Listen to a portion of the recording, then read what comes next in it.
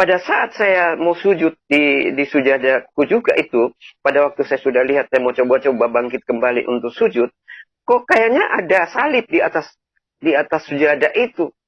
Akhirnya saya berhenti sholat. Jadi setelah saya berhenti sholat, saya nggak mau lagi sholat karena saya merasa kayak bingung, saya linglung, saya nggak tahu lagi. Lalu istri saya, nggak usah katanya, itu dajjal, setan itu. Salam Bapak Ibu Saudara-saudara yang dikasih Yesus dan dikasih, saya menemukan satu video yang luar biasa, yang dahsyat, yang menurut saya ini bisa membangun iman kita. Karena ada seorang yang naik haji dan waktu dia pulang dari haji sholat tahajud ya, atau sholat tahajud itu sholat apa ya kalau saya mau jelaskan. Tahajud itu 2 rakaat ya, beda dengan subuh ya. Tapi subuh 2 rakaat juga, tapi tahajud itu setahu saya 2 rakaat.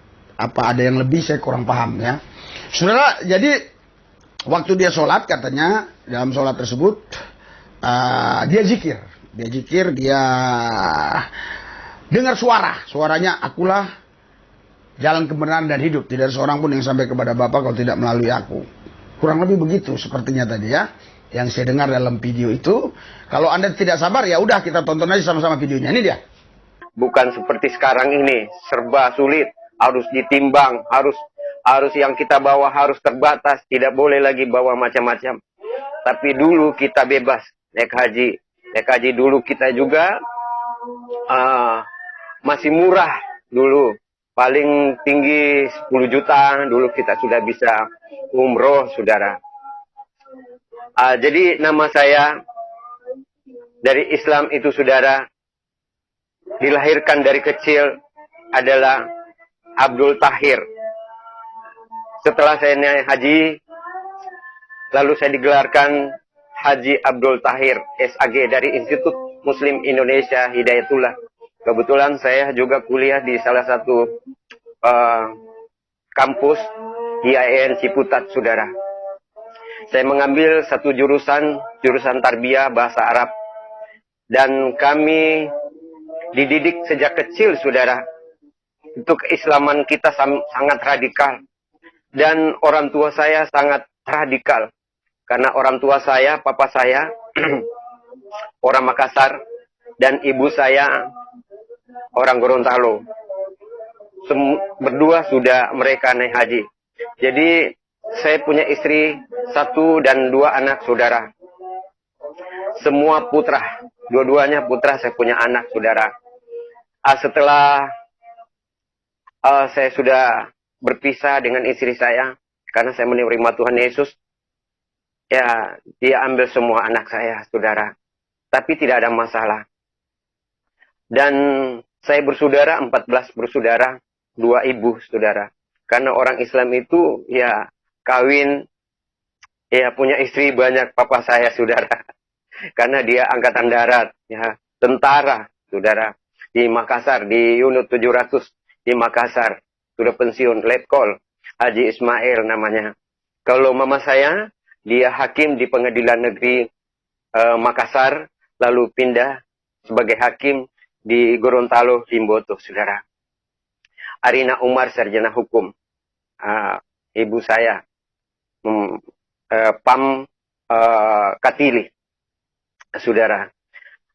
Setelah, saudara, saya di Jakarta, sudah lama saya berkeluarga beserta istri. Saya mendapat suatu anak, 2 orang, saudara. Setelah pada saat itu, saudara, singkat saja. Pada waktu itu saya pulang dari naik haji, sebenarnya saya sudah melihat sosok kayak salib begitu. Tetapi saya pas sujud, saya bangkit kembali, saya melihat ke Ka'bah, di atas Ka'bah itu ada salib menyala.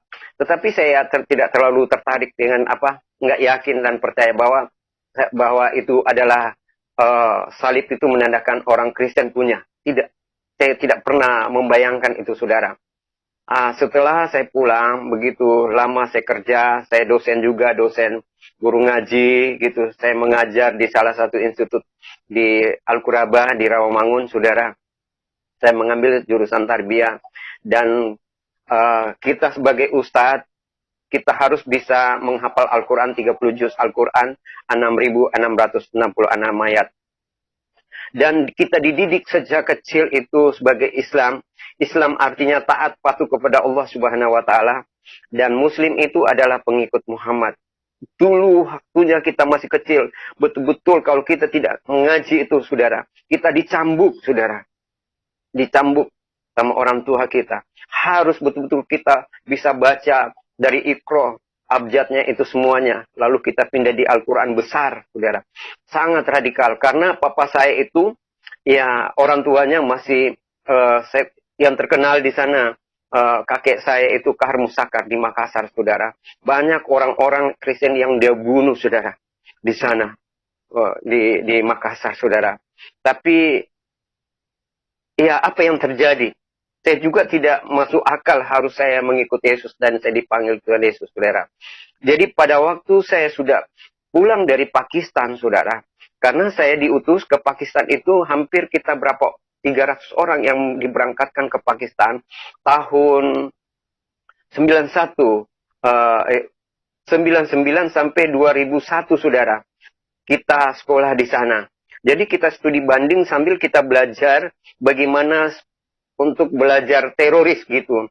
Untuk bagaimana caranya kita strategis dan cara kita untuk meremukkan orang-orang Kristen di Indonesia ini. Karena kami punya misi dan visi untuk menjadikan Indonesia ini menjadi syariat Islam, saudara. Dan dana itu kami mendapatkan suatu dana banyak yang dari luar yang bisa memake-up kami, saudara. Dan saya juga biasa ceramah di masjid. Setiap saya ceramah di masjid, kalau masalah dana hanya 100 juta itu cepat. Ya, kalau di Islam itu, saudara, saya merasakan itu, saudara. Tetapi setelah saya merasakan di Kristen ini, saudara, untuk penginjilan, ini sulit sekali, saudara. Ya, bagaimana caranya untuk bertumbuh, saudara, di dalam kekristenan karena tidak bersatu, saudara. Tetapi kalau di Islam itu bersatu, kalau ada satu kegerakan itu cepat sekali masalah dana dan orang respon itu, saudara. Setelah saya pulang dari Pakistan, saudara, lalu saya lagi sholat, saya tinggal dulu di Kalimalang, saudara, dekat Universitas Borobudur. Jadi setelah saya pulang dari Pakistan, saya sementara duduk sholat, tiba-tiba saya lagi zikir, ya, lagi berdoa, ya, kita sholat, ya, kita ruku, ya. Pada saat saya zikir, jadi saya zikir itu harus selesai kita sholat, jadi kan harus kita zikir. Zikir itu 33 kali 3, jadi 99 kali harus kita zikir, saudara. Apa sebabnya kita zikir? Karena masing-masing kita mencari keselamatan. Karena di dalam Al-Quran tidak ada keselamatan. Tidak ada keselamatan, saudara. Pada waktu saya zikir itu, lalu tiba-tiba saya zikir, la ilaha illallah, Allahu Akbar, walhamdulillah, Allahu Akbar. Lalu pada saat saya zikir, tiba-tiba ada kayak satu bayangan. Satu bayangan ada seperti cahaya nur. Itu dia datang, cepat sekali itu, saudara, di depan saya. Saya melihat. Dan pada saat itu seperti saya tidak bisa sadar. Seperti mati suri, saudara. Dia langsung trak.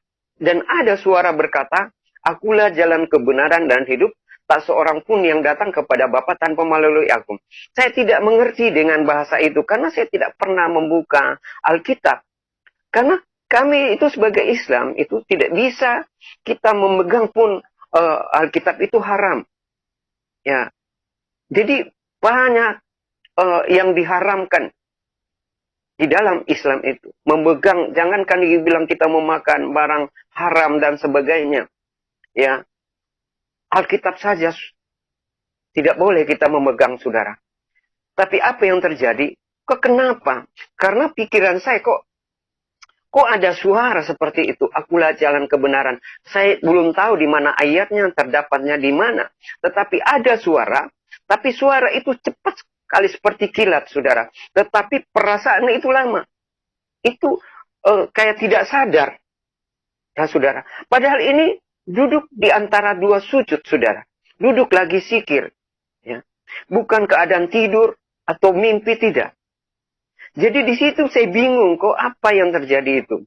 Lalu saya tanya istri saya pada waktu itu, setelah pagi itu saya tanya, habis saya sholat, karena saya mau lanjutkan sholat itu, saya nggak bisa lagi, karena seperti ada terngiang-ngiang di dalam jiwa dan pikiran saya yang menghantui dan membayangi dengan wajah manusia itu seperti ada cahaya.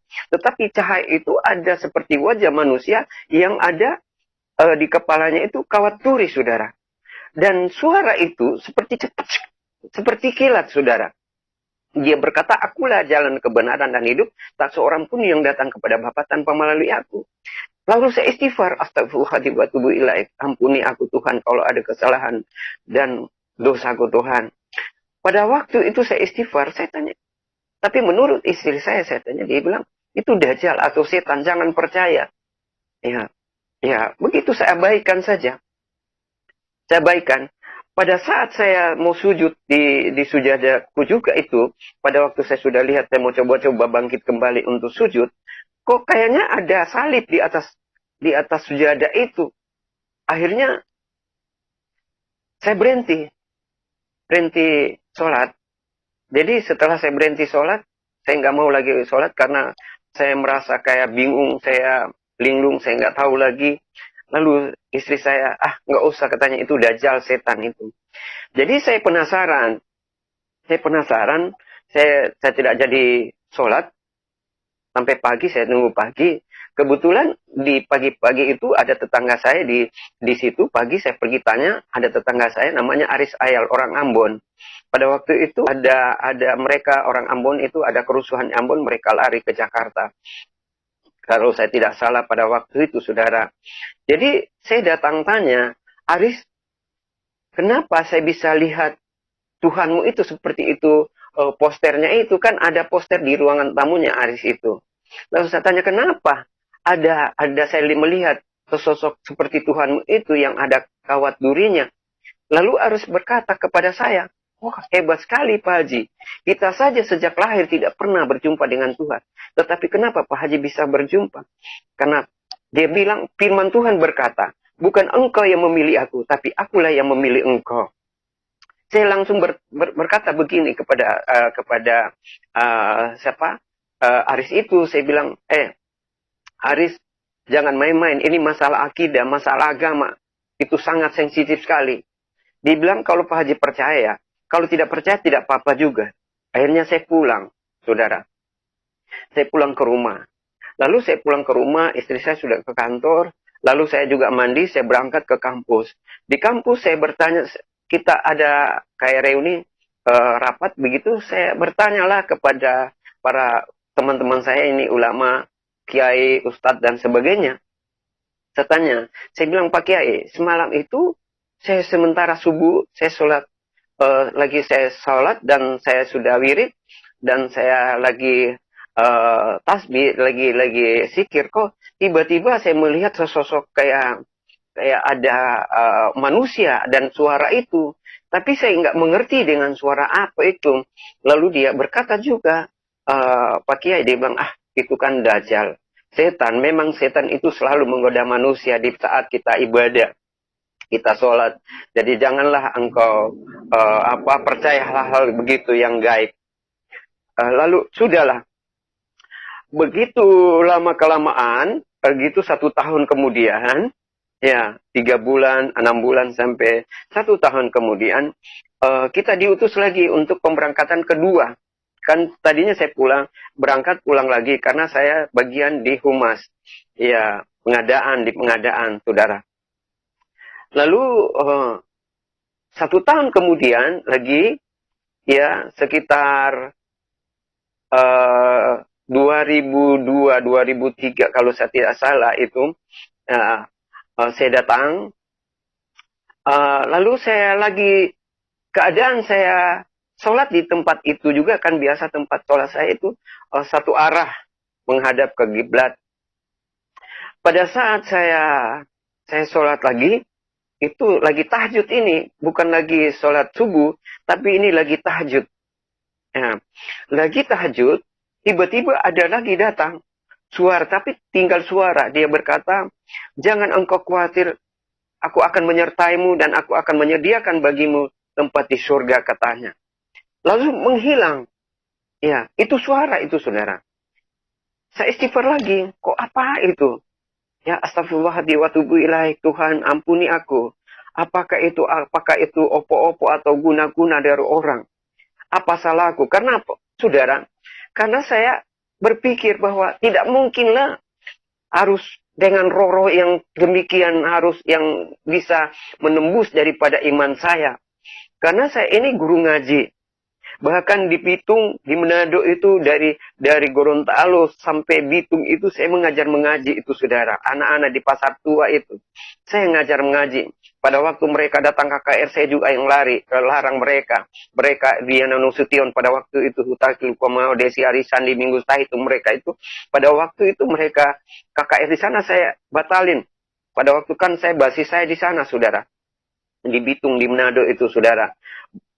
Dan banyak juga gereja-gereja yang di Manado itu pada saat itu kita lemparin yang gereja-gereja Gemim itu, saudara.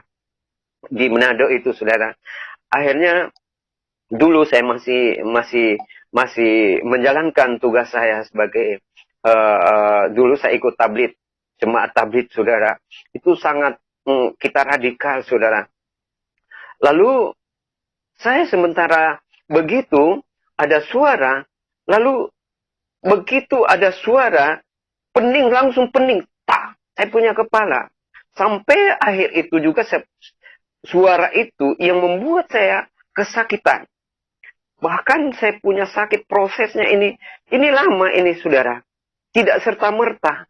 Jadi pada saat saya mendengar suara itu, suara nggak tahu, walau alam saya nggak mengerti dengan pada saat itu, saudara.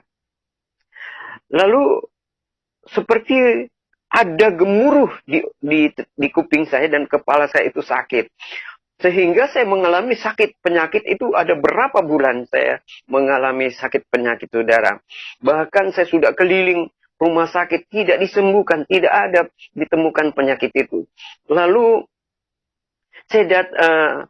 lalu istri saya berkata begini, mungkin kamu diguna-gunai sama orang-orang Ambon itu, orang Kristen. Akhirnya, opo-opo katanya. Akhirnya istri saya datang sama Aris itu.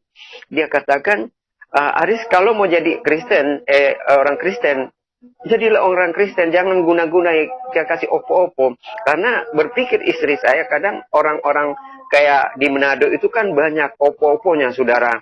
Bahkan di Ambon juga, saudara. Jadi berpikir begitu istri saya. Akhirnya dia bawa ke dukun. Saya ke dukun, keliling ke dukun. Tidak ditemukan juga penyakit itu. Saya sudah kurus banget. Sudah kurus, saudara. Bahkan saya dirujuk ke rumah sakit Persahabatan. Tidak ditemukan juga penyakit. Malah penyakit itu katanya ada air di sini, saudara. Lalu proses sudah seperti kakek-kakek sudah kurus sekali, saudara. Lalu ada segelintir. Begini, ada segelintir orang bilang, ada orang Batak, ibu bilang, Pak Haji itu kalau bisa itu sembuh itu harus didoakan karena dia melihat kasalib gitu. Karena nggak tahu dia dengar dari mana. Ya, saudara. Akhirnya saya cari orang itu, orang Batak. Ya, saudara. Dia bilang harus didoakan pendeta. Lalu saya cari itu orang. Ketemu itu ibu. Bilang, Pak Haji kalau mau didoakan, ada katanya itu yang penyembuhan di Tiberias. Pak Riaji katanya di Dharma. Akhirnya sebelum saya berangkat ke sana, ya saudara, saya cari itu orang supaya diantar saya, saudara. Setelah saya sudah ke sana, pagi-pagi hari Minggu itu mereka ada ibadah itu perjamuan kudus, saudara. Ada kayak menyanyi gitu kan, saya belum mengerti dulu, saudara. Lalu mereka nyanyi, saudara. Mereka menyanyi gitu. Habis selesai nyanyi, mereka ada perjamuan, katanya itu ada anggur dengan roti. Lalu saya dipanggil. Saya didoakan, saya ditumpangkan tangan. Setelah itu saya ditumpangkan tangan, saudara, baru saya merasakan ada satu lawatan Tuhan, seperti ada jamahan begitu. Baru bisa terisi seperti ada kekuatan. hidup saya, saudara. Dengan doanya orang Kristen itu ampuh sekali, saudara. Luar biasa doanya orang Kristen itu kalau mereka berdoa. Pada saat itu memang doanya itu dahsyat ya. Luar biasa, saudara. Saya percaya bahwa doa orang benar sangat besar kuasanya itu di dalam Alkitab, saudara. Lalu saya pulang, saya sudah mulai pulih.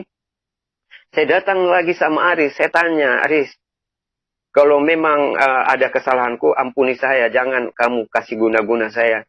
Bilang, Pak Haji, kalau Pak Haji percaya, ambillah Alkitab ini. Lalu Aris itu kasihkan sebuah Alkitab yang kecil. Ya, nggak tahu di perjanjian baru. Lalu saya ambil Alkitab itu, saya sembunyi karena saya takut ketahuan sama istri saya. Karena istri saya juga sudah haji. Mereka memang benar-benar keluarga Islam yang radikal juga dari Gorontalo. Itu turunan Turki mereka, saudara. Ya, bahkan mereka keluarga besar juga, Katili, bahkan Panasonic Gobel, Tamat Gobel itu keluarga mereka, saudara.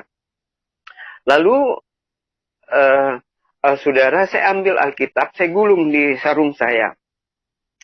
Setelah saya bawa di rumah, saya letakkan Alkitab itu dengan Al-Quran, saudara.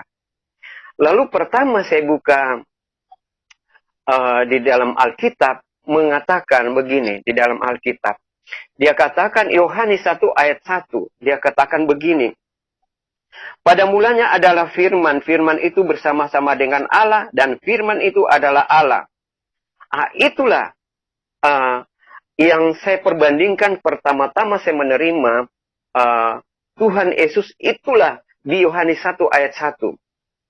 Dan di dalam Al-Quran berkata di surat di sini di surat Ali Imran, dia katakan di 45 mengatakan begini. Isqala malaikatu ya Maryam innallaha ya basyirku bi kalimati minhu muhul malahu isabnu Maryama wajiha fid dunya wal akhirah wa minal muqrabin. Jadi itulah yang saya percaya. Dan saya yakin bahwa setelah saya melihat dan banyaklah isi Al-Quran itu saya bacalah. Terdapat ada di surat Ali Imran, di surat Al-Zukhruf, surat Maryam dan sebagainya. Saya buka semua, saya belajar gitu. Lalu saya temukan semuanya ayat-ayat itu. Dan yang saya yang membuat saya yang artinya kuat dalam Tuhan Yesus, karena tidak ada janji-janji yang pasti untuk menyelamatkan saya di dalam Al-Quran, saudara. Karena Muhammad tidak pernah menjanjikan satu keselamatan. Karena ada surat di dalam surat di dalam Muhammad mengatakan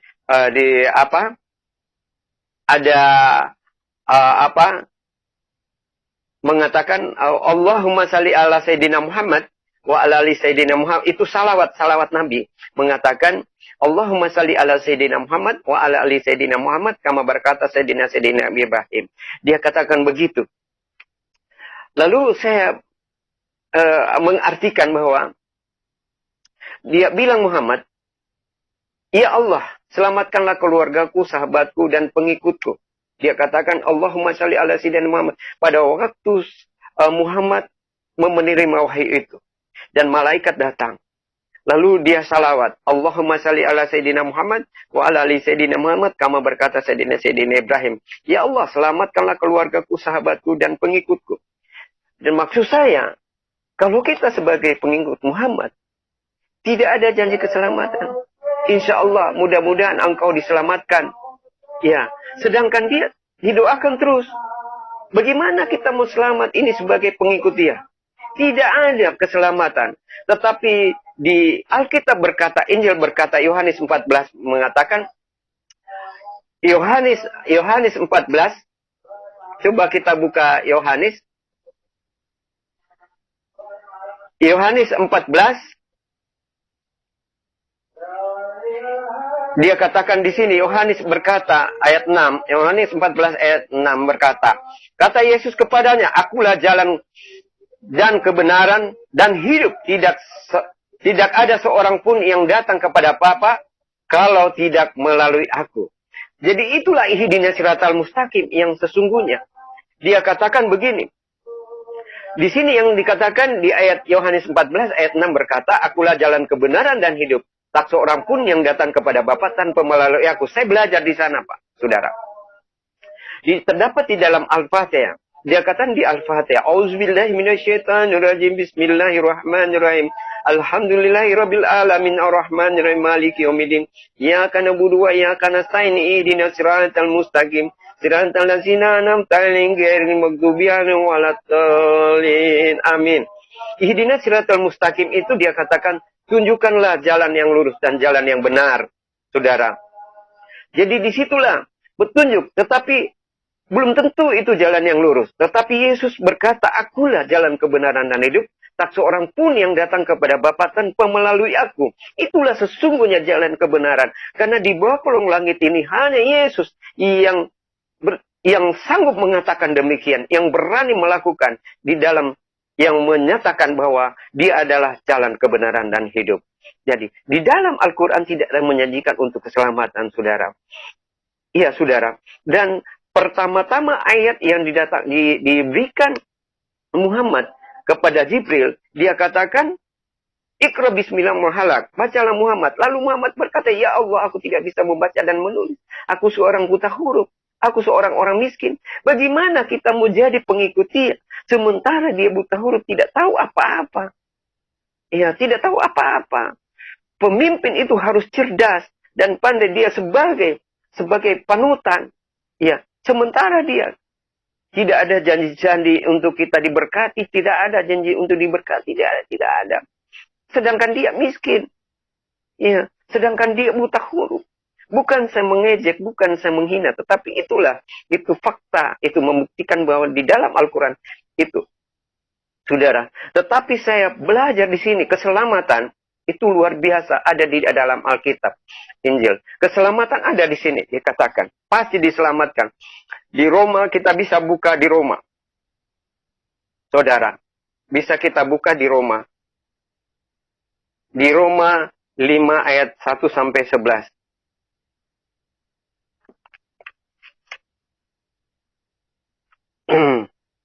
Coba kita buka di Roma.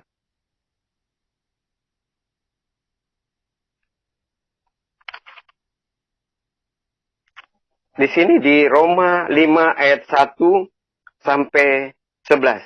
Kita baca di sini. Sebab itu kita dibenarkan karena iman kita hidup dalam damai sejahtera dengan Allah oleh karena Tuhan kita Yesus Kristus.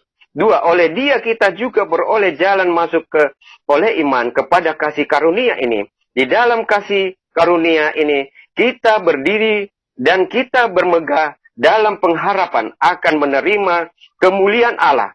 3, dan bukan hanya itu saja, kita malah bermegah juga dalam kesengsaraan kita, karena kita tahu bahwa kesengsaraan itu menimbulkan ketekunan. Dan ketekunan menimbulkan tahan uji. Dan tahan uji menimbulkan pengharapan. 5. Dan pengharapan tidak mengecewakan. Karena kasih Allah telah dicurahkan di dalam hati kita oleh Roh Kudus yang telah dikaruniakan kepada kita. Karena waktu kita masih lemah, Kristus telah mati untuk kita. Orang-orang durhaka pada waktu yang ditentukan oleh Allah. Sebab tidak mudah orang mau mati untuk orang yang benar. Tetapi mungkin untuk orang yang baik, ada orang yang berani mati. 8. Akan tetapi Allah menunjukkan kasih-Nya kepada kita. Oleh karena Kristus telah mati untuk kita. Ketika kita masih berdosa. Lihat. 9. Lebih-lebih karena kita sekarang telah dibenarkan oleh darah-Nya, kita pasti akan diselamatkan dari murka Allah itu, saudara.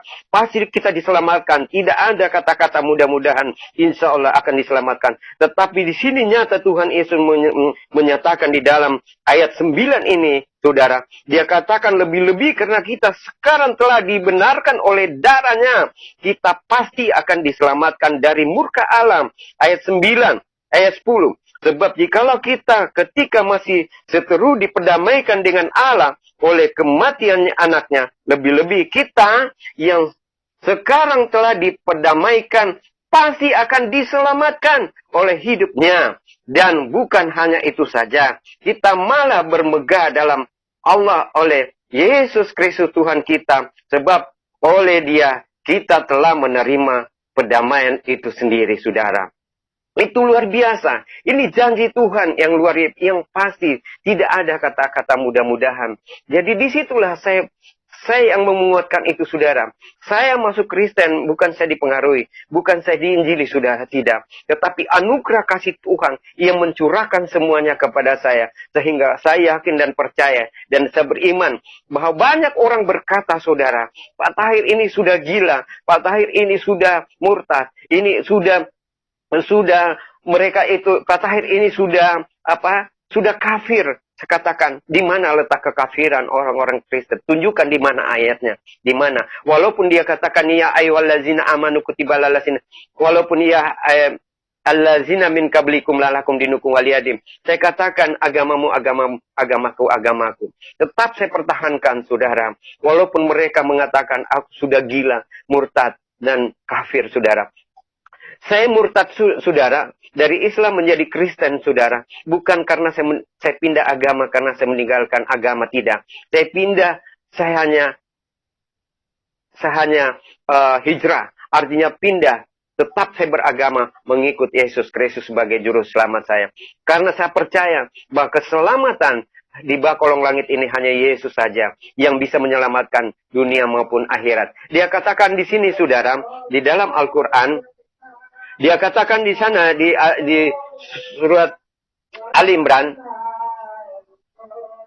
berkata di 45 berkata, dia katakan, ingatlah ketika malaikat berkata, hai Maryam, sesungguhnya Allah memberi kabar gembira kepada engkau dengan perkataan perintah dari Allah, namanya Al-Masih, Isa putra Maryam, seorang yang terkemuka di dunia maupun di akhirat, dan salah seorang daripada orang-orang yang dekat kepada Allah Subhanahu wa taala. Dialah Allah. Dia adalah Tuhan yang datang ke dunia ini menjadi manusia. Dia mau rela datang ke dunia ini, disalibkan, disiksa, dibunuh untuk kita, saudara. Saya percaya itu semuanya. Bukan artinya saya murtad untuk meninggalkan agama, tidak. Tetap saya yakin, tetapi saya mencari kebenaran dan keselamatan ini. Ternyata keselamatan dan kebenaran adalah Yesus itu sendiri. Karena Yohanes 14 ayat 6 berkata, akulah jalan kebenaran dan hidup, tak seorang pun yang datang kepada Bapa tanpa melalui aku. Dan Yohanes 1 ayat 1 berkata, pada mulanya adalah firman. Firman itu bersama-sama Allah, tetapi Allah itu sendiri, saudara. Saya yakin dan percaya itu, saudara, bahwa sesungguhnya hanya satu jalan yang kita harus diberikan kekuatan, kesehatan, hanya dari Tuhan, saudara. Saya banyak belajar di dalam Islam, tetapi terlalu banyak ya yang menceritakan ilmu-ilmu gaib di situ. Banyaklah kalau kita mau bercerita, tapi saya mau benar-benar melakukan firman Tuhan. Saya tidak mau menghina, saya tidak mau menyudutkan agama saya. Saya karena firman Tuhan berkata, kamu tidak dipandang beragama kalau tidak kamu menegakkan Taurat, Injil, dan Zabur, saudara. Jadi saya pindah agama atau saya hijrah itu untuk mencari kebenaran dan keselamatan itu sendiri, saudara. Jadi pada waktu itu, saudara, setelah saya menerima Tuhan Yesus, saya mulai disembuhkan, saudara. Saya mulai ke gereja. Saya mau belajar. Iya, sampai saya menerima. Akhirnya istri saya menolak saya. dia laporlah saya ke kampus, ke sekolah, supaya saya dipecat. Bahkan saya sebagai guru ngaji, saudara, saya dipecat juga. Mereka tidak percaya lagi. Saya dipecat dari sekolah di kampus saya di Al-Quraba, saudara. Sampai berapa tahun itu gaji saya tidak dibayarkan, saudara. Tetapi saya terima, tetap saya jalanin. Akhirnya istri saya marah, dia lapor saya sama keluarganya. Lalu keluarganya panggil saya. Tapi dia berikan begini komitmen kepada saya. Kalau Pak Tahir mau masuk Kristen, harus ceraikan anak saya dan saudara saya. Keluarganya mereka menuntut istri saya supaya jangan saya menjadi istrinya lagi, saudara. Jadi saya merasa sedih sebenarnya. Tetapi apa boleh buat, saudara? Karena itu adalah anugerah Tuhan, panggilan Tuhan. Tetap saya lakukan itu, saudara. Jadi bukan kemauan saya, saudara. Jadi saya masuk Kristen hanya semata-mata bukan kekayaan, bukan popularitas, bukan pangkat, bukan golongan, dan sebagainya, bukan. Tetapi saya hanya percaya kepada Injil ini, saudara. Di Roma 1 ayat 16 dan 17 berkata, Injil itu adalah kekuatan Allah. Injil itu adalah bagian daripada kita, saudara. Kekuatan Allah yang luar biasa, saudara. Tanpa Injil, saudara, kita tidak bisa berbuat apa-apa. Kalau kita baca benar-benar ini, Alkitab ini dari Kejadian sampai Wahyu, itu luar biasa, dahsyat itu. Ada tanda-tanda mujizat yang akan berikan. Dan banyaklah hal yang saya alami, tanda-tanda mujizat, saudara. Ada pertolongan, banyak pertolongan Tuhan. Ada mujizat Tuhan. Walaupun mereka tinggalkan saya, bahkan masuk pengadilan, dan saya dipisahkan. Sedikit harta pun itu saya tidak miliki lagi, saudara. Apa sebabnya mereka mertua saya itu pisahkan sama saya secepat itu? Karena mereka takut nanti istri saya masuk Kristen juga dan anak saya. Sehingga mereka pisahkan, saudara, sampai masuk pengadilan. Sampai di pengadilan, talak 1, talak 2, sampai talak 3. Akhirnya saya dikatakan pengadilan itu tolak harta. Artinya harta itu saya tidak bisa mendapatkan sedikit pun, saudara. Jadi saya keluar dari rumah itu. Bahkan saya punya surat-surat, dia minta orang tua saya dari istriku, diambil sembunyi-sembunyi surat-surat itu, ijazahku dibakar semua sama bapak saya. Karena dia merasa bahkan tercelah di dalam mata keluarga saya semua, saudara. Karena keluarga saya itu, saudara saya itu banyak juga pejabat, saudara. Ada 14 saya bersaudara. Itu banyak juga, ada yang di tentara, ada polisi, saudara. Ada juga camat, saudara. Ada juga pengusaha, saudara saya, saudara. Kalau masalah harta saya banyak. Hartanya orang tua saya. Bahkan istri saya juga pengusaha, saudara. Tetapi saya tidak terlalu ambisi dengan harta. Tetapi saya berkomitmen bahwa apapun yang terjadi dalam hidupku. Karena keselamatan tidak kita dapat lagi. Ini benar-benar panggilan Tuhan. Tidak bisa kita mendapatkan itu keselamatan. Di luar daripada Yesus itu, tidak dapat kita mendapatkan keselamatan. Hanya kita dapatkan suatu keselamatan itu hanya kepada Yesus saja, saudara. Jadi, banyak orang beragama. Ya, di situ kita ditegaskan sebagai Islam harus kita berbuat baik. Ya, saudara, kita harus zakat, fitrah, dan sebagainya. Tetapi bukan itu yang bisa menyelamatkan kita. Bukan perbuatan baik kita.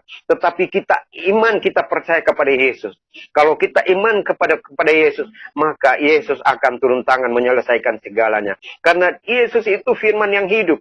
Ya, yang datang ke dunia ini. Yohanes 1 ayat 1, pada mulanya Isa bin Maryam marullah kalimatullah. Kalimat Allah yang menjadi manusia, saudara. Jadi tidak main-main ini, saudara. Dia adalah terkemuka di dunia maupun di akhirat. Dia yang mengetahui datangnya kiamat, saudara. Ayatnya ada semua di dalam Al-Quran. Tetapi saya ingin masuk Kristen, saudara. Komitmen saya, apapun yang terjadi, saya pertaruhkan hidup kepada Tuhan. Bahwa apapun, Tuhan tidak mungkin dia mau biarkan saya untuk menderita selamanya. Tapi saya percaya bahwa Tuhan itu yang maha kuasa. Dia tahu karena dia manusia 100%, dia 100% Allah. Yang datang ke dunia ini Saudara, saya percaya bahwa pada mula-mulanya itu, saudara, saya membaca ayat itu di Yohanes 1 ayat 1. Saya itu juga sangat kaget bahwa di Yohanes itu luar biasa. Dia katakan begini. Dia bilang firman yang telah menjadi manusia. Pada mulanya adalah firman, firman itu bersama-sama dengan Allah, dan firman itu adalah Allah. Ayat 2. Ia pada mulanya bersama-sama dengan Allah. Segala sesuatu dijadikan oleh Dia. Dan tanpa Dia tidak ada suatu apapun yang telah jadi dari segala yang telah dijadikan. Itu luar biasa, saudara. Di ayat 4 dikatakan, dalam Dia ada hidup juga. Dan hidup itu adalah terang manusia kita. Terang. Orang-orang Kristen itu harus terang. Di tengah-tengah dunia. Di tengah keluarga. Di pekerjaan kita. Di lingkungan kita. Di sahabat kita. Semuanya harus kita terang. Tidak boleh tidak. Kalau kita mau ingin diselamatkan oleh Tuhan. Harus kita hidup kudus. Dan harus kita terang di tengah-tengah. Jangan ada kebencian. Ada akar pahit. Karena Yesus sudah menanggung dosa-dosa kita. Di atas kayu salib, saudara. Bahkan di dalam ayat 5 mengatakan begini, terang itu bercahaya. Itu cahaya yang saya lihat pada saat saya berdoa.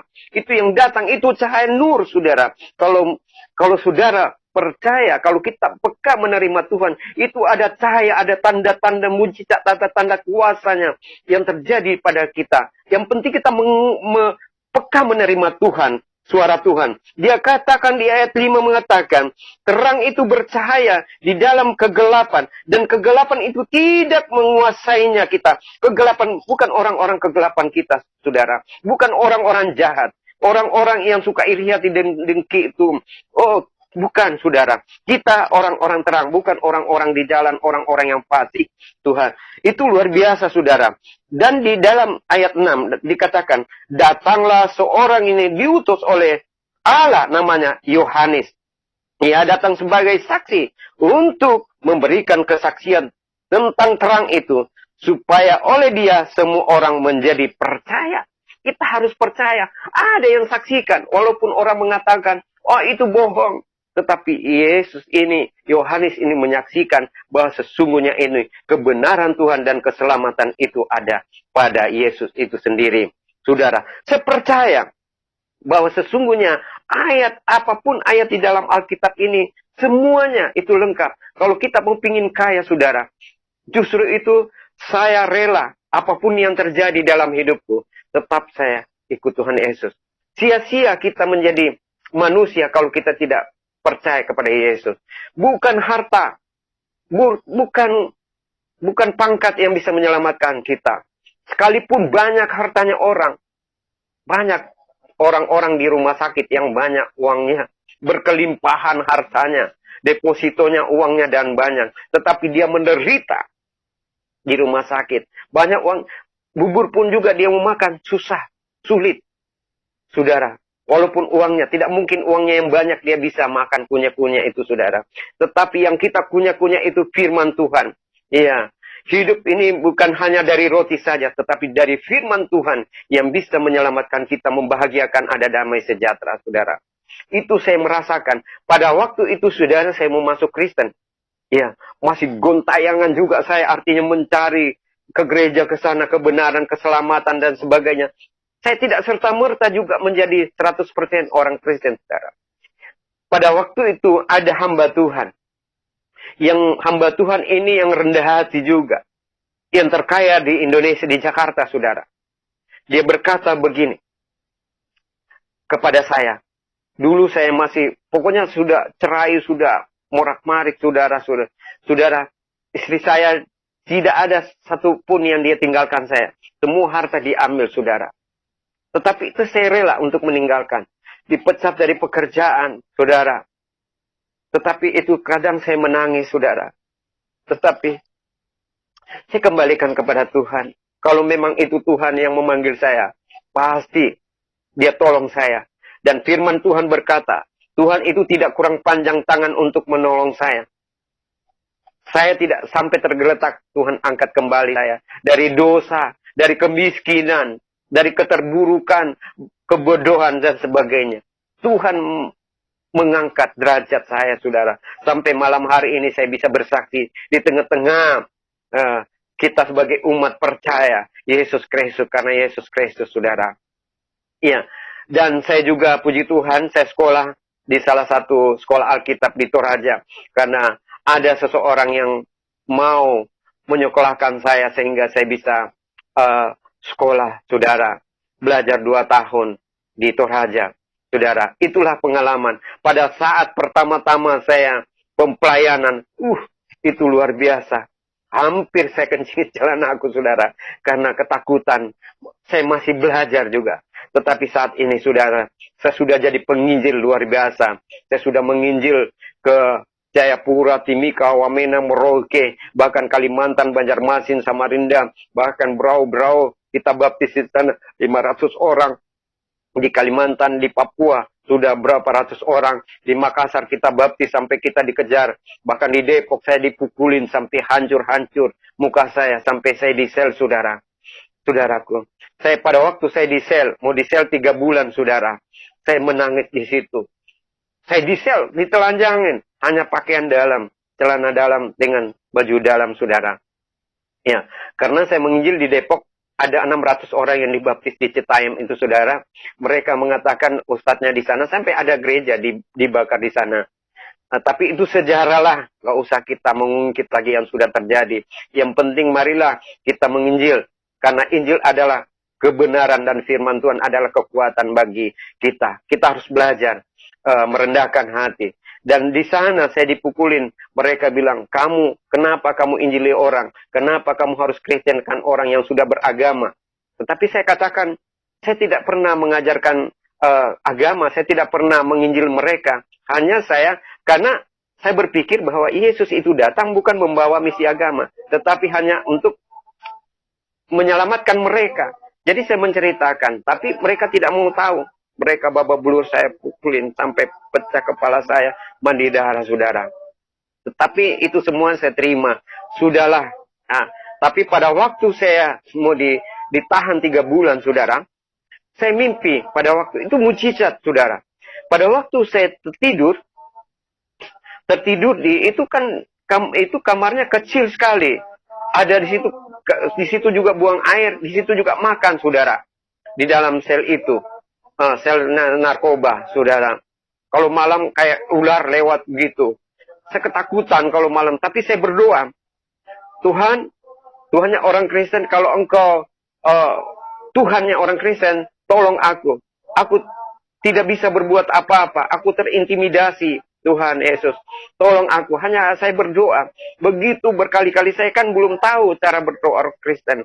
Tapi yang penting kita berdoa dengan segenap hati kita yang tulus hati. Tuhan itu tahu karena dia hidup, saudara. Pada waktu saya berdoa, tiba-tiba saya sudah capek, saya lapar. Sudah berapa hari saya tidak makan. Kan saya nggak bisa makan. Karena di kamar itu kan ada toilet. Apa itu tempat buang air. Ada jambangnya situ.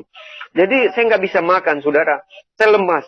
Saya tertidur di situ. Tiba-tiba ada suara. Dia katakan 3 detik, 3 menit, 3 jam, 3 hari, 3 malam. Kok 3 malam itu? Saya bilang, kenapa ada suara begitu? Pas 3 malam, saya keluar, saudara, dari sel itu. Lalu saya dipersilakan keluar, saudara. Itulah mujizat Tuhan. Padahal harus 3 bulan. Jadi Yesus juga 3 hari, 3 malam, dia bangkit kembali dari kuburnya itu, saudara. Memang tanda-tanda itu memang kalau kita berdoa, Tuhan itu nyatakan. Amin, saudara. Karena doa orang benar sangat besar kuasanya. Doa yang sesungguhnya yang benar, yang doa yang dikabulkan itu yang paling dalam dari bukan cara kita berdoa yang bagus-bagus yang sudah disusun doa kita supaya didengar baik, tidak. Tetapi kalau hidupnya itu benar di hadapan Tuhan, maka kita akan Tuhan mendengarkan semua doa-doa kita, saudara.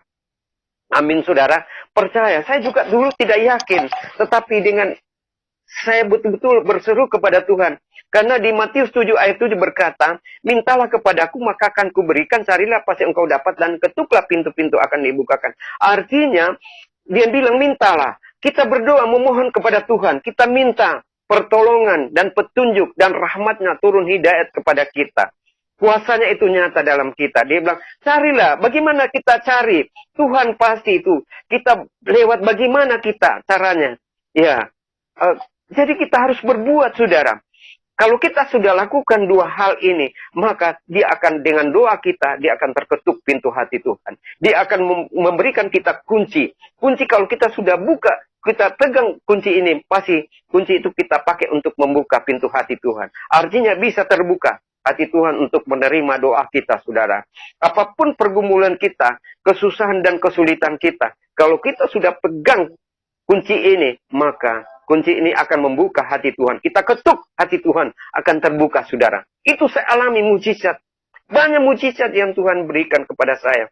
Karena saya percaya, karena bukan aku yang memilih Tuhan, tapi Dialah yang memilih aku. Dan Dia yang memanggil aku menjadi pengikut Yesus. Saat ini saya tidak ketakutan, saudara. Masalah hidup, tidak. Karena janji Tuhan itu ya dan amin. Saya percaya bahwa Tuhan tidak akan meninggalkan saya, saudara. Saya sudah melayani di mana-mana juga. Ya, bahkan bahkan Makassar, Toraja, Palopo, Mangkutana, ya, saudara. Bahkan sampai Poso, di pembunuhan itu. Saya melayani terus, saudara. Bukan hanya saya menjadi orang Kristen biasa-biasa saja. Tetapi saya melakukan karena Matius berkata, 28. Dia katakan, pergilah jadikanlah bangsa muridku dan ajarkanlah mereka dan baptiskanlah mereka. Itulah tugas saya sebagai instruksi Tuhan yang telah menunjukkan jalan itu. Sehingga aku memberikan itu sesuai dengan kemampuan hidup saya untuk menyampaikan firman Tuhan, saudara. Saya sudah melayani juga keliling, saudara. Saya belajar. Saya memohon kepada dukungan-dukungan saudaraku. Walaupun saya sendiri, hidup sendiri, tetapi saya tidak merasa sendiri. Ada Tuhan Yesus dan Roh Kudus yang menghiburku selalu. Saudara, saat ini saya tinggal di Bekasi sendiri. Tetapi walaupun saya sendiri, saudaraku banyak seiman saya yang akan menolong saya. Walaupun mereka, saudara saya meninggalkan saya, saudaraku telah membuang saya tidak pernah pusing. Di bakolong langit ini hanya ada Yesus. Yang Dia sang pencipta langit dan bumi. Dia menyediakan bagi kehidupanku. Tuhan berkata, jangan engkau khawatir tentang pakaianmu. Ya, tentang makanmu, tempat tinggalmu. Ku akan menyediakan bagimu. Lebih penting tubuh daripada pakaian. Benar, lebih penting tubuh. Kalau tubuh ini sudah hancur, sudah banyak dosa. Susah diobati, saudara. Penting itu tubuh. Tapi pakaian berapapun harganya 1 miliar, kita bisa dapat cari uang, kita beli. Mobil mahal pun 1 miliar, 2 miliar, kita bisa beli. Kalau masalah pakaian, yang dipakai semuanya. Mobil, motor, dan rumah sebagainya. Dan pakaian kita. Yang kita pakai. Mudah. Yang penting kita cari uang. Punya uang banyak, kita bisa beli. Tapi kalau tubuh ini sudah hancur. Karena tubuh ini adalah bait Allah. Kalau sudah penuh dengan dosa. Makanya Tuhan Yesus datang ke dunia ini untuk menyelamatkan orang-orang yang sudah putus asa, tidak punya harapan, yang tidak punya lagi pengharapan. Tetapi Tuhan mereka membentuk kembali menjadi manusia yang percaya kepada Yesus. Banyak orang-orang Kristen yang meninggalkan Tuhan. Kita melihat karena apa? Popularitas, kedudukan, martabat, dan golongan. Saya mau berkata kepada saudara, banyak yang tinggalkan Tuhan Yesus karena popularitas. Seperti Deddy Kombuser, saudara. Ditinggalkan semuanya, dia masuk karena pergaulan, saudara. Tetapi saya mau berkata kepada saudara, saya berkomitmen, apapun yang terjadi di dalam hidup saya, tetap saya mengikut Yesus sebagai juru selamat. Taruhannya nyawa. Tetapi saya menjadi Kristen, saya tidak mau lagi, artinya menyinggung daripada agama lain. Kalau saya ingin menjadi orang Kristen, jadilah Kristen yang baik. Artinya, kita belajarlah di Alkitab. Nggak usah perbandingan-perbandingan sehingga kita bisa menyinggung perasaannya orang-orang dengan politik agama. Kita menghalalkan berbagai cara supaya kita mendapatkan uang banyak, harta banyak, kedudukan. Saya nggak mau. Di YouTube saja juga saya nggak mau sebenarnya, saudara. Karena di situ saya tidak mau mencari pelayanan pun juga saya tidak pernah minta-minta, saudara. Tuhan menyediakan bagi saya. Saya tidak pernah minta-minta pelayanan, saudara. Tapi saya dipelihara oleh Tuhan. Karena janji Tuhan. Masa dia kasih telantar saya. Di sini di Bekasi saya hanya dua orang Kristen. Orang Betawi semua ini. Di depan saya itu adalah musola. Tetapi saya menunjukkan kepada mereka kasih. Karena Yesus itu ada kasih. Semua hormat kepada saya. Karena apa? Saya bergaul dengan RT dan masyarakat di sini sebaik mungkin. Saya memberikan contoh yang baik. Saya mengasihi mereka. Saya berbagi. Arti daripada terima kasih habis kita terima, berikan lagi. Bukan hanya menerima, tetapi kita kasih. Mengasihi. Kita menerima. Jangan hanya menerima saja. Tapi tidak pernah memberikan. Saya itu di sini, saudara. Saya hidup bersama dengan Tuhan. Saya belajar di firman Tuhan, saudara. Setelah saya tinggalkan begitu penderitaan, harus saya pikul salib. Tinggalkan pekerjaanku, tinggalkan orang tuaku, tinggalkan. Tapi haji, iman saya tidak akan menyelamatkan saya, tidak. Walaupun saya berbuat baik, bukan itu yang menjadi untuk tolak ukurnya Tuhan. Tetapi kalau kita beriman kepada Tuhan Yesus Kristus, akan Dia menyelamatkan kita. Amin, saudara. Karena sebiji sesawi pun iman kamu, Dia katakan Tuhan Yesus. Kalau engkau percaya, malah gunung itu akan pindah, dia akan pindah. Jadi iman kita percaya kepada Yesus. Ya, saudara. Inilah kesaksian saya, saudara. Banyak hal-hal. Kadang saya menangis. Kok kenapa bisa terjadi? Secara manusia juga saya tidak mampu, saudara. Tapi itulah. Saya harus menerima semuanya dengan kodrat Tuhan. Tetapi saya mau tekankan kepada saudara. Jangan hanya popularitas, harta tergiur. Karena hanya dapat jodoh yang tidak seiman, lalu kita tinggalkan iman kita, Yesus Kristus. Jangan, saudara. Jangan kita tergiur dengan hal-hal tawaran dunia. Kita harus melihat kepada Daniel. Satu, dia berkata Daniel. Dia berjanji bahwa dia tidak akan menajiskan dirinya dengan dosa. Bahkan dia tidak akan menajiskan dengan tawaran-tawaran rajanya atau tawaran dunia ini. Bahkan saya ditawarin, saudara. Sama keluargaku, dia katakan, Pak Tahir, masuk saja Islam. Nanti saya kasihkan harta, uang, modal, dan sebagainya kamu. Tetapi saya berkomitmen, bukan harta itu, bukan uang yang bisa menyelamatkan. Tetapi kalau hanya uang itu, kecil bagi Tuhan Yesus. Dia akan berikan saya. Tapi puji Tuhan, selama saya melayani itu, dari yang tidak ada menjadi ada. Sudah punya rumah, saudara. Saya tidak pernah numpang. Saya tidak pernah kontrak, saudara. Tuhan menyediakan bagi saya. Karena betul-betul saya berharap dan saya berdoa. Saya menangis di kaki Tuhan. Saya berdoa. Karena doa itu adalah napas kehidupan kita. Doa orang benar sangat besar kuasanya apabila kita berdoa senantiasa dengan tulus hatinya yang paling dalam. Tuhan pasti jawab, saudara. Karena Yesus berkata, mintalah kepadaku maka akan kuberikan. Di Matius 7 ayat 7. Maka akan kuberikan semuanya itu. Dan carilah pasti engkau dapat. Kita harus mencari wajah Tuhan. Mencari dahulu kerajaan surga dan kebenaran. Maka semuanya itu akan ditambahkan. Tuhan akan menyediakan semuanya. Dan ketuklah pintu-pintu akan dibukakan. Rahmatnya, hidayatnya, kuasa, mujizat itu akan terbuka. Kita harus punya paradigma sekarang. Paradigma kita harus melihat yang baik dan mana yang buruk. Mana yang benar, mana yang salah. 2022 ini paradigma kita harus merubah mindset cara berpikir kita. Jangan kita harus melihat ke belakang lagi. Memandang ke belakang. Kalau kita melihat ke belakang, saya melihat ke belakang. Saya bisa murtad kembali, saudara. Tetapi saya tidak pernah melihat ke belakang. Sudahlah, kalau yang di belakang, sudahlah. Kalau ada akar pahit, ada pernah sakit hati, atau dendam, amarah, lupakan itu semua. Tuhan Yesus ada di depan kita. Berlarilah mengejar Yesus di sana. Kita sebagai seorang olahragawan. Kita bertanding yang murni. Kita bertanding yang sehat. Jangan iri hati, jangan dengki, jangan kita mengingini barangnya orang. Tetapi mintalah kepada Tuhan. Karena Tuhan berkata, mintalah kepada aku. Bukan minta kita mengemis, kita mencari minta-minta. Bukan kepada manusia. Terkutuklah orang manusia yang mengandalkan manusia itu. Dan bersandar kepada manusia juga. Dan mengandalkan kekuatan kita sendiri tidak bisa. Tapi kalau kita andalkan Tuhan. Kita cari kerajaan sorga dan kebenaran. Kita hidup benar di hadapan Tuhan. Saudara, kita harus benar-benar bersekutu dengan Tuhan. Saudara, kita harus menyatu. Di Mazmur 91 berkata, kita harus menyatu. Jangan kita lepaskan Tuhan. Apabila kita lepas dari tangan Tuhan, sudah tidak ada harapan. Amin, saudara. Saya hanya mau tekankan di sana.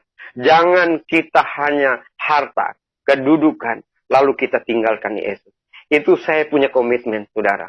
Apapun yang terjadi dalam hidupku, nyawa taruhannya, saudara. Ya, saya mau ingin belajar di Alkitab dari Kejadian sampai Wahyu. Masih tetap saya belajar terus. Nah, tadi kita sudah sama-sama nonton video tersebut ya. Saya berharap supaya video ini menjadi berkat bagi kita, menguatkan iman kita, dan bukan untuk mencari kesalahan-kesalahan agama lain atau kitab suci orang lain, tetapi biarlah kesaksian ini menguatkan iman kita untuk kita pegang bersama, bukan untuk menghujat.